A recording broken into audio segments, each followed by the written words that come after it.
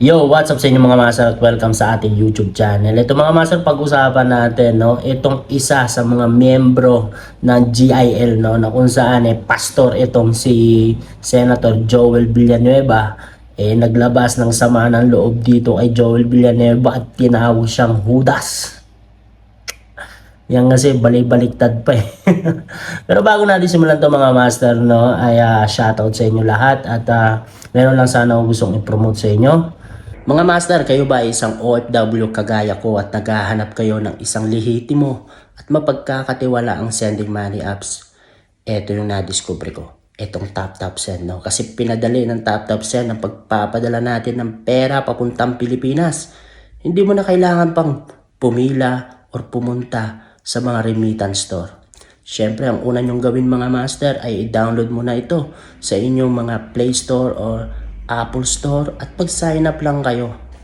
Tapos eto pang nakakatuwa mga master dito sa TapTap Send. Kasi meron itong zero fees for all mobile banks and e-wallets. Isipin nyo yun, wala kayong babayaran. Zero. At eto pa, meron itong bonus mga master. Kasi kung ikaw ay nagtatrabaho sa US, Australia, Canada, Europe, UK at UAE, gamitin mo lang itong aking promo code na ALAN5014. Big letter mga master, ALAN5014 at kayo ay makakatanggap ng $20 sa inyong unang padala. So ano pang hinihintay nyo mga master? Download nyo na itong TapTap Send at mag-send kayo ng pera sa inyong mga mahal sa buhay.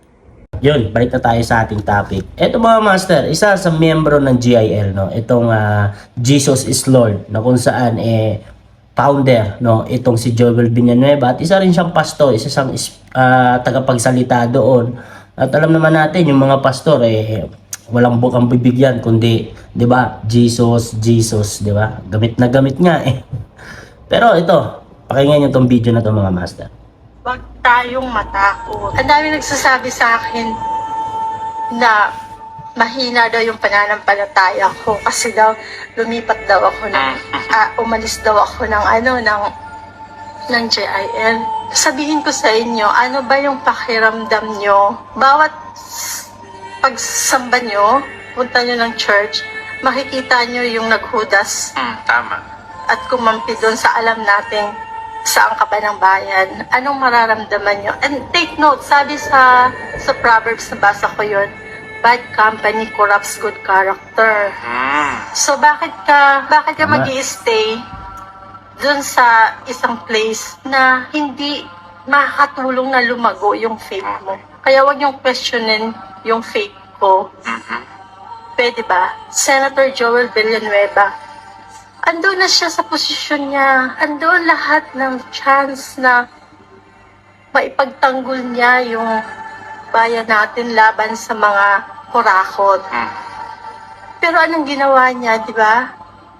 Yung ine-expect natin na akala natin ay dahil sobrang kung banggitin, kung gamitin ang Diyos sa mga pananalita niya, sobra-sobra talaga. Parang banal. Parang umaga, araw, gabi, Lord ka ng Lord. Tingnan mo, iba pala yung nilolord mo. Si Jesus Remulla pala. Actually mga master, no, itong si Senator Joel Villanueva, ito yung nangunguna eh, 'di ba? Na tumutuligsa or nagsiwalat dito sa maanumalyang flood control project na ito na kung saan sobrang laki, no, sobrang laki ng corrupt na nangyayari diyan. 'Di ba? Isa ito si Joel Villanueva. 'Di ba? Hindi pa pumuputok itong issue ng flood control scam. Siya na 'yung nangunguna, 'di ba? Kasi talagang pumutok lang naman ito nung lumabas yung mga diskaya, 'di ba? Dahil doon sa interview nila na sinasabi na bakit sila yumaman dahil nag-DPWH sila. huli sa bibig. No, yun doon talaga pumutok ng sobra ito. Pero nauna na dito si Joel Villanueva. Ang nakakagulat lang, no, ang nakakagulat at nakakapagtaka, bakit bigla ka ngayon bumaliktad? 'Di ba? Kasi alam naman natin itong grupo ngayon nila Senatora Alan Peter Cayetano, 'di ba? gustong imbestigahan itong flood control project. Tapos ito namang kabilang grupo na kung saan kaalyado ng Malacanang, ng Kongreso, 'di ba? Ayaw imbestigahan, 'di ba? Kasi nga si Erwin Tulfo na nga sinasabi wag na daw pakialaman yung flood control project na yan. Mag-focus na lang tayo sa ibang bagay, 'di ba? Pero 'di ba? Pero bakit tum ka kumakampi ngayon? 'Di ba? Anong nangyari? Anong nangyari doon sa pinaglalaban mo? Ikaw yung una nagsiwalat, pero ikaw din yung tumalikod. 'Di ba? Dahil ba kakasuhan ka? Dahil ba pwede kang makulong kagaya ni Senator Jinggoy Estrada? Takot ka? Ganun ba 'yon? O yan tuloy, pati miyembro nyo, no? Pati miyembro nyo umalis na doon sa Jesus is Lord. Kasi nga naman, di ba? Paano 'yun? Magi-stay pa rin ba ako, di ba? Doon sa walang paninindigan na tao. Pastor ka pa naman. Di ba? Nasabihan nga tuloy Judas. Buti hindi ka tinawag na Barabas. Pero talagang dito nyo makikita. Dito nyo makikita na dapat talaga yung mga leader na pinipili natin yung totoo at tapat sa kanilang trabaho. Kasi kitang-kita natin na talagang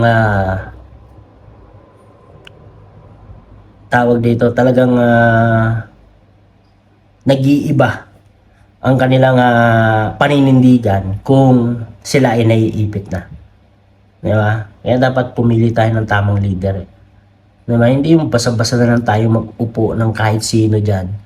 Di ba? Pag-aralan natin, pag-isipan natin mabuti. Huwag na yung dahil lang sa popularity, sa pangalan. Di ba? Kaya natin sila binoboto. Tapos wag din tayong bumoto yung lagi na ng tawag ng Jesus, my Lord. Kasi marami talaga nadadali dyan, no? Kasi, maka-Diyos yan. Hindi gagawa ng mali yan. Hindi gagawa na ikapapahamak ng kapwa niya. Pero ngayon, anong nakikita natin? Di ba? Anong nakikita natin? Pag naiipit, nagbabaliktaran. Di ba? Sinisave yung kanilang sarili. Diba? Pastor ka pa naman, di ba? Kasi yung pastor, ikaw yung nagdadala ng tawag na ito. Ikaw yung nagdadala ng mga salita na, di ba, na dapat ma-save yung mga tao sa kasalanan. Pero bakit ikaw na ang gumagawa ng mga bagay na kabaliktaran doon sa sinasabi mo? Lintik ka, Joel Villanueva. Diba? O nasabihan ka tuloy na iba pala ang Jesus mo. Iba pala ang Lord mo. Si Jesus Remulla. Aray ko. My goodness, no? Dapat X na ito sa susunod na eleksyon. Malapit na mga master, no? 2028. Ang tanong na lang, meron bang mangyayaring eleksyon? Kasi alam naman natin, di ba, tinatrabaho na rin nila itong ating constitution na gusto nilang baguhin, gusto nilang palitan para tumagal, no? Madagdagan yung kanilang tawag nito, yung kanilang termino diyan sa gobyerno. Lalo na dito sa president, 'di ba? Terms parang gusto nilang pahabain pa. Gusto nilang patagalin pa itong si Bangag Jr. Sukan-sukan na ang taong bayan, pero my goodness, taong bayan na nagloklok sa inyo diyan, pero bakit hindi kayo nakikinig? 'Di ba? Kinakampihan nyo pa rin sila. Alam naman natin kung sino yung mga korap. Di ba? Kailangan lang talaga natin ng mga leader na magsasalita at maninindigan sa tama. Ilan lang ba silang natira doon? Senator Alan Cayetano, Pia Cayetano, di ba? Si Senator Marcoleta, Robin Padilla, tawag dito, sila Jinggoy Estrada, di ba? Nanindigan si Senator Jinggoy, talagang wala akong kinalaman sa flood control project na yan. Di ba? Flood control project scam na yan. Di ba? Malawakang korupsyon na yan. Di ba? Nanindigan, nagpakulong siya. At lilinisin niya daw ang kanyang pangalan. Well, no, innocent until proven guilty naman.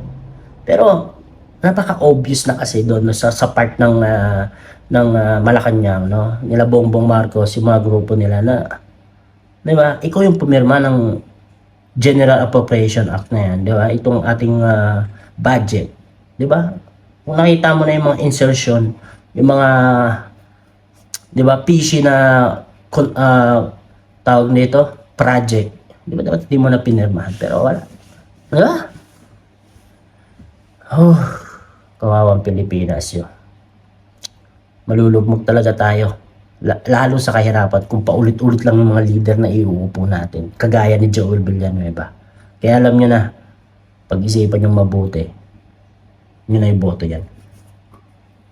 Si darating talaga ang panahon, no, na lahat tayo dadamputin sa kangkungan kung patuloy mangyayari yung gantong klase, no, ng maanomalyang korupsyon sa Pilipinas. Wala sa ating matitira. Di ba? Malulugmok tayo. O yan lang mga master, no? Sana yung nagustuhan nyo itong ating topic ngayon. At kung nagustuhan nyo, sana huwag nakalimutan na mag-like at mag-subscribe na rin sa ating YouTube channel. Maraming salamat mga master. God bless sa inyo lahat.